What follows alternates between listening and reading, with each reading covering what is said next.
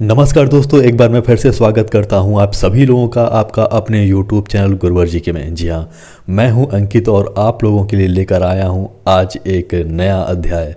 असल में एक नया अध्याय का ही आज प्रारंभ नहीं होगा, बल्कि एक नए सीरीज का भी प्रारंभ होगा। जी हाँ, आज से हम हल करेंगे एनटीपीसी तथा ग्रुप डी के जीएस तथा जीए के उन तमाम महत्वपूर्ण प्रश्नों को जो परीक्षा की दृष्टि से अत्यंत ही महत्वपूर्ण हैं। जी हाँ, जैसा कि आप लोग जानते हैं कि फरवरी माह में एनटीपीसी और उसके बाद ग्रुप डी के एग्जामिनेशन प्रारंभ होने वाले थे, यानी कि एनटीपीसी सीबीटी 2 और ग्रुप डी के सीबीटी फर्स्ट का एग्ज़ाम प्रारंभ होने वाला था।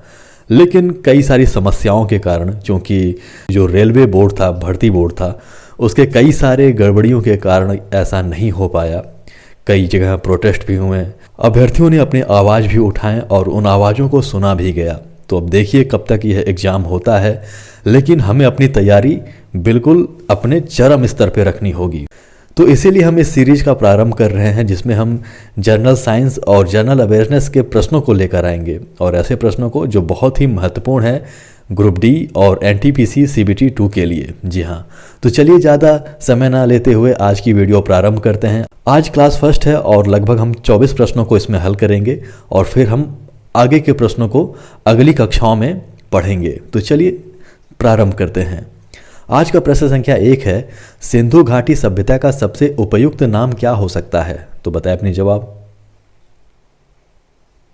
जी हाँ, इसका जवाब होगा बी, यानी कि हड़प्पा सभ्यता। जी हाँ, यानी कि सिंधु घाटी का सबसे उपयुक्त नाम यदि कोई है तो वह हड़प्पा सभ्यता है। जैसा कि आप लोग जानते हैं कि हम लोग सिंधु घाटी सभ्यता को सिंधु घाटी सभ्यता के नाम से जानते ही हैं, लेकिन जो सबसे प्रसिद्ध नाम है उसका वह हड़प्पा सभ्यता है। अब चूंकि हड़प्पा सभ्यता इसलिए बोला जाता है इसे, क्योंकि सिंधु घाटी सभ्यता के अंतर्गत हड़प्पा सभ्यता नामक वह स्थान सबसे पहले ऐसा नगर था जिसकी खोज 1921 में दयाराम साहनी जी ने की थी। जी हाँ, दयाराम साहनी जी ने 1921 में इसकी खोज की थी सबसे पहले। अब इसे सिंधु घाटी सभ्यता क्यों कहते हैं? जैसे इसके नाम के पीछे भी इससे संबंधित तथ्य मौजूद हैं। इस सभ्यता को सिंधु घाटी सभ्यता इसलिए कही जाती है क्योंकि प्रारंभिक अवस्था में जितनी भी खोजें हो रही थीं इस सभ्यता से संबंधित, यानी कि जितने भी नगरों की खोजें हो रही थीं वो सभी के सभी सिंधु घाटी यानी कि सिंधु नदी के किनारे मिल रही थीं। तो जो हमारे इतिहासकार थे उन्हें ऐसा लगा कि जैसे ये जो सभ्यता है वो सिंधु नदी के आसपास ही बसी हुई है, इसलिए इसे सिंधु घाटी सभ्यता नाम देना ज़्यादा उपयुक्त है। लेकिन जब बाद में खोज और आगे बढ़ी और जैसे जैसे खोज होना प्रारंभ होते चला गया, वैसे उसे पता चला कि नहीं, यह जो सभ्यता है इसका विकास बहुत अधिक क्षेत्रों तक था। केवल सिंधु नदी के किनारे ही नहीं बल्कि अन्य क्षेत्रों जैसे कि अफगानिस्तान हो गया, बलूचिस्तान हो गया, भारत के उत्तर भारत के लगभग आधे हिस्से तक इसके अवशेष हमें प्राप्त हुए हैं। तो इसलिए कहा गया कि इससे बढ़िया है कि हड़प्पा सभ्यता ऐसे नाम दिया जाए, क्योंकि सबसे पहले वह नगर हड़प्पा ही था जिसे सबसे पहले ढूंढा गया था। चलिए चलते हैं प्रश्न संख्या 2 की ओर। प्रश्न संख्या 2 है, सबसे पहले सौर मंडल के बारे में विश्व को किसने बताया? तो बताएं अपनी जवाब। जी हाँ, इसका जवाब होगा कॉपरनिकस। जी हाँ, कॉपरनिकस ने 1543 ईस्वी में एक सिद्धांत दिया था जिसे हेलियोसेंट्रिक सिद्धांत कहा जाता है, जिसमें उन्होंने बताया था कि जो सूर्य है वह सौर मंडल का केंद्र है और सभी ग्रह इसके परिक्रमा करते हैं। 1543 ईस्वी में जब तक इनका सिद्धांत यानी कि हेलियोसेंट्रिक सिद्धांत नहीं आया था कॉपरनिकस का, उसके पहले लोगों का ऐसा विचार था कि जो पृथ्वी है वह केंद्र में है और सूर्य सहित तमाम, चंद्रमा हो गया, सूर्य हो गया और तमाम जो ग्रह हैं वह हमारी पृथ्वी का चक्कर लगाते हैं। लेकिन 1543 ईस्वी में कॉपरनिकस ने बताया कि नहीं, ऐसा नहीं है, जो सूर्य है वह केंद्र में है और सभी तमाम ग्रहें जो हैं वह सभी सूर्य का चक्कर लगाती हैं, ना कि पृथ्वी की चक्कर अन्य ग्रहें लगाती हैं। चलिए चलते हैं प्रश्न संख्या 3 की ओर। प्रश्न संख्या 3 है, भारत की कितनी प्रतिशत आबादी कृषि रोजगार से संबंधित है? तो बताएं अपने जवाब।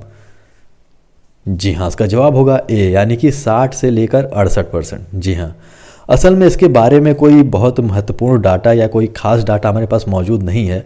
इसके डाटा हमेशा बदलते रहते हैं, क्योंकि किसानों से संबंधित कोई भी ऐसा आधार नहीं है सरकार के पास, ताकि सही सही जानकारी लगाया जा सके कि आखिर कितने किसान जो हैं वो कृषि संबंधित कार्यों से जुड़े हुए हैं। क्योंकि बहुत सारे ऐसे भी किसान होते हैं जो अपने छुट्टियों में आते हैं, अपने घर पे खेती करते हैं और फिर बाद में जाके शहरों में मजदूरी करते हैं। लेकिन यदि आपके प्रश्न के उत्तर में 60 से 68% के आसपास दिया हुआ है तो वह उत्तर आपका सही होगा। चलिए चलते हैं प्रश्न संख्या 4 की ओर। प्रश्न संख्या 4 है, 1922 में किस नेता ने मांग की थी कि भारत की जनता स्वयं अपने भविष्य को निर्धारित करेगी? तो बताएं अपनी जवाब। जी हाँ, इसका जवाब होगा ए, यानी कि महात्मा गांधी। जी हाँ, महात्मा गांधी वह नेता थे जिन्होंने यह मांग की थी कि भारत की जनता स्वयं अपने भविष्य को निर्धारित करेगी। चलिए चलते हैं प्रश्न संख्या 5 की ओर। प्रश्न संख्या 5 है, भारत के आर्थिक विकास के लिए द्वितीय पंचवर्षीय योजना में कौन सी नीति अपनाई गई थी? तो बताएं अपनी जवाब। जी हाँ, इसका जवाब होगा डी, यानी कि भारी उद्योगों का विकास। इसका जो कार्यकाल था वह 1956 से लेकर 1961 तक था। जी हाँ, और इसमें भारी उद्योगों के विकास की बात की गई थी। जहाँ पहले पंचवर्षीय योजना में कृषि से संबंधित विकासों के बारे में बात किया गया था, वहीं द्वितीय पंचवर्षीय योजना में भारी उद्योग यानी कि कारखानों से संबंधित विकास के बारे में बात की गई थी। चलिए चलते हैं प्रश्न संख्या 6 की ओर। प्रश्न संख्या 6 है, हाइग्रोमीटर से क्या नापा जाता है? तो बताएं अपनी जवाब। जी हाँ, इसका जवाब होगा सी, यानी कि वायु की आर्द्रता। जी हाँ, वायु की आर्द्रता का मतलब ये हुआ कि वायु में कितना जल मौजूद है। यानी कि जैसा कि आप लोग जानते हैं कि वायु जो है वो कई सारे गैसों से मिलकर बनी होती हैं, और उन्हीं गैसों में एक जलवाष्प भी होता है जो वायु में मौजूद होता है। और ये जो आर्द्रता मापी यानी कि हाइग्रोमीटर जो होता है वह वायु में मौजूद उन्हीं द्रव्यों को पहचानता है, उन्हीं वाष्प कणों को पहचानता है कि कितनी उसमें मात्रा मौजूद है जल की। जैसा कि आप लोग देखते होंगे कि बरसात के मौसम में या गर्मियों के मौसम में जब हम फ्रिज से पानी निकाल कर किसी गिलास में रखते हैं और वो पानी बहुत ठंडा होता है, तो आप देखते हैं कि गिलास के चारों तरफ जल की बूंदें इकट्ठा हो जाती हैं। असल में ये जो जल की बूंदें हैं वह गिलास के पानी की बूंदें नहीं होती हैं, बल्कि जो वायुमंडल में मौजूद जलवाष्प होते हैं, जब वह वायु उन गिलासों के चारों तरफ से टकराती है, यानी कि जब वह जलवाष्प कणें जब उस गिलास के सतह से स्पर्श करती हैं तो ठंडी होकर वह जल की बूंदों में परिवर्तित हो जाती हैं। और हाइग्रोमीटर, जिसे हम हिंदी में आर्द्रता मापी भी कहते हैं, यह वायु की आर्द्रता यानी कि वायु में कितना जल मौजूद है इसे मापने का कार्य करता है। चलिए चलते हैं प्रश्न संख्या 7 की ओर। प्रश्न संख्या 7 है, हड़प्पा काल की सबसे आधुनिकतम स्थल कौन सा है? तो बताएं अपने जवाब। जी हाँ, इसका जवाब होगा ए, यानी कि धौलावीरा। जी हाँ, धौलावीरा वह नगर है जो हड़प्पा काल की सबसे आधुनिकतम स्थलों में से गिना जाता है। यह पहला नगर था जो 3 भागों में बटा था, जो कि दुर्ग भाग हो गया, मध्यम भाग हो गया और निचला स्थल हो गया। जी हाँ, हड़प्पा सभ्यता में कई सारे ऐसे नगर मिले हैं जो 3 भागों में बटे हुए पाए जाते हैं। असल में यह ढालू किस्म का था। सबसे ऊपरी स्तर पे जो था वह दुर्ग भाग कहलाता था, उसके बीच में जो था वह मध्यम भाग था, और सबसे निचले स्तर पे जो था वह निचला स्तर कहलाता था। और संभवतः जो प्रशासनिक स्तर के अधिकारी होते थे, यानी कि जो प्रशासन संभालते थे, चाहे वह राजा रहे हों या फिर कुछ भी रहे हों, यानी कि जिसके हाथ में प्रशासन रहता था वह दुर्ग वाले हिस्से में यानी कि ऊपर वाले हिस्से में रहते थे।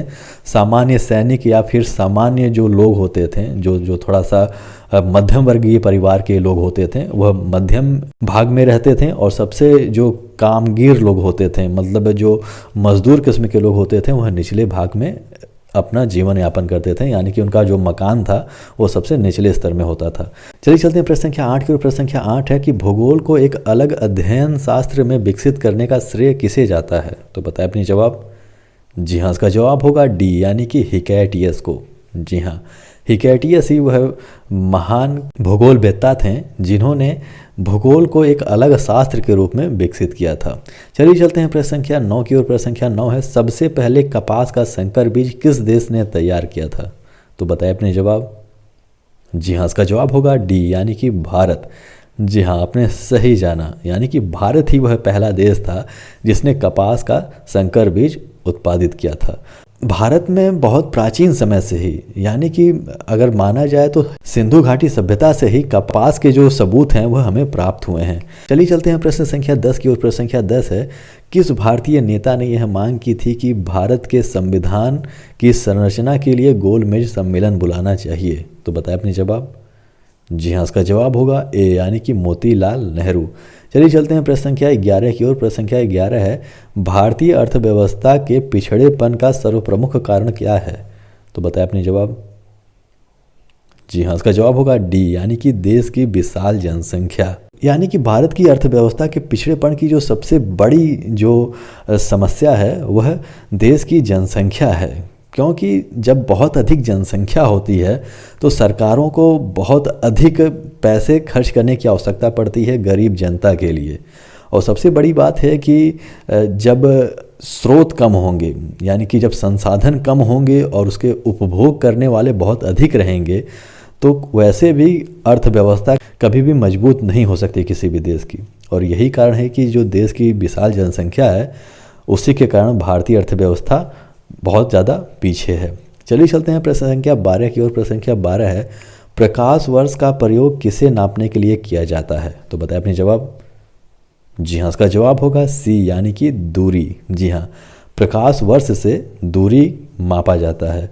अंतर्राष्ट्रीय खगोलीय संघ के अनुसार एक प्रकाश वर्ष वह दूरी होता है जो प्रकाश निर्वात में एक वर्ष में पूरा कर लेता है। जी हाँ, यानी कि जो प्रकाश स्रोत है, यानी कि जो प्रकाश बिंब है, वह एक साल में जितनी दूरी तय करता है उसी दूरी को प्रकाश वर्ष के माध्यम से नापा जाता है और वही एक प्रकाश वर्ष होता है। यह लगभग 95 खरब किलोमीटर की होती है, यानी कि एक जो प्रकाश वर्ष होता है वह 95 खरब किलोमीटर के बराबर होता है।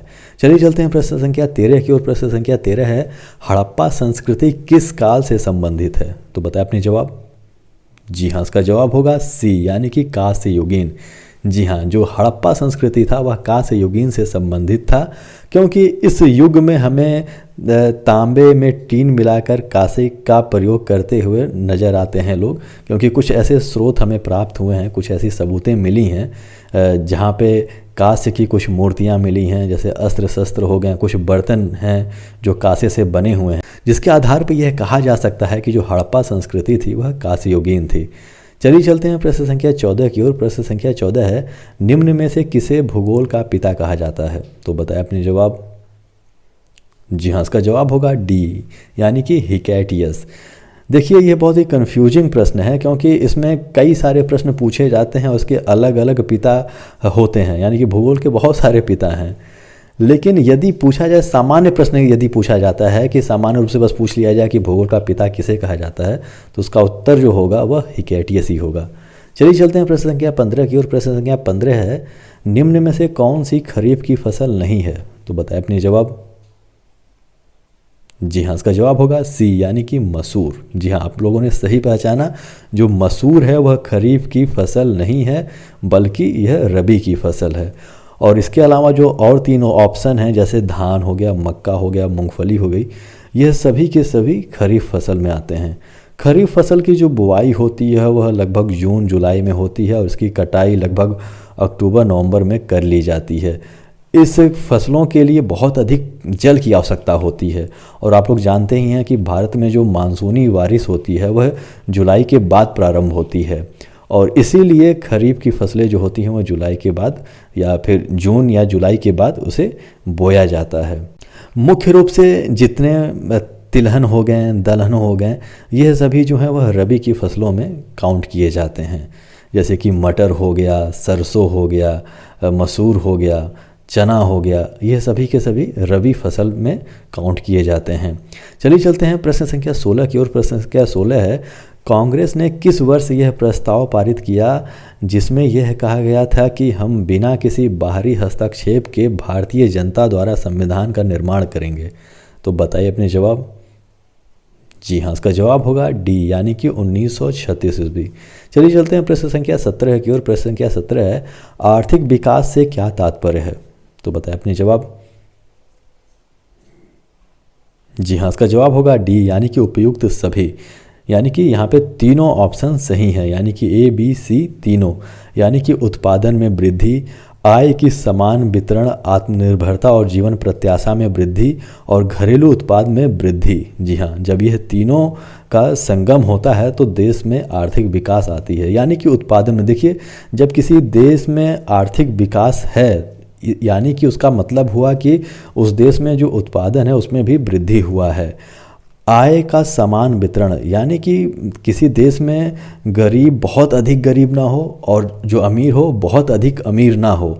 यानी कि बहुत ज़्यादा समान वितरण तो संभव नहीं है, लेकिन ऐसा भी नहीं होना चाहिए कि किसी व्यक्ति के पास इतना अधिक पैसे है कि वो अपने बच्चों के लिए 2 केक लाता है जन्मदिन के लिए, एक मुंह पे पोतने के लिए और एक खाने के लिए, और जबकि कोई व्यक्ति यानी कि उसके पड़ोस में ऐसा कोई व्यक्ति मौजूद है जो इतना गरीब है जो अपने रोटी कपड़ा और मकान की भी व्यवस्था न कर पा रहा हो। यही मतलब हुआ इसमें कि आय का समान वितरण हो, जिससे कि गरीब व्यक्ति भी 2 केक तो ना ला सके, लेकिन कम से कम वह एक छोटा सा केक लाके अपने बच्चे का जन्मदिन मना सके। इसका मतलब यही हुआ कि समान वितरण होना चाहिए आय का, तब आर्थिक विकास कहा जाता है कि किसी देश का आर्थिक विकास वहाँ पे हुआ है। आत्मनिर्भरता हो गया, यानी कि हम खुद में आत्मनिर्भर हों, यानी कि हम कई सारी चीज़ें स्वयं ही बना रहे हों और बहुत बाहरी देशों पे बहुत ज़्यादा निर्भर ना हो।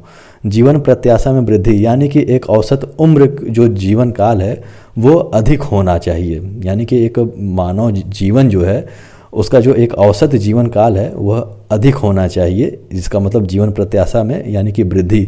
देखिए, जब किसी देश में आर्थिक विकास आएगा तो उसका जो मेडिकल सिस्टम होगा वह भी काफ़ी ज़्यादा मजबूत होगा, और जब मेडिकल सिस्टम मजबूत होगा तो लोग कम मरेंगे। और जब मेडिकल सिस्टम ही फ्लॉप रहेगा, उतना अधिक व्यवस्था नहीं रहेगा मेडिकल का, तो जिन लोगों का दुर्घटना होगा या फिर जिन लोगों को कुछ बीमारियां गंभीर बीमारियां होंगी वह ठीक ही नहीं हो पाएंगे, क्योंकि उन तक चिकित्सा पहुंच ही नहीं पाएगी, क्योंकि देश में सुविधा मौजूद ही नहीं रहेगी।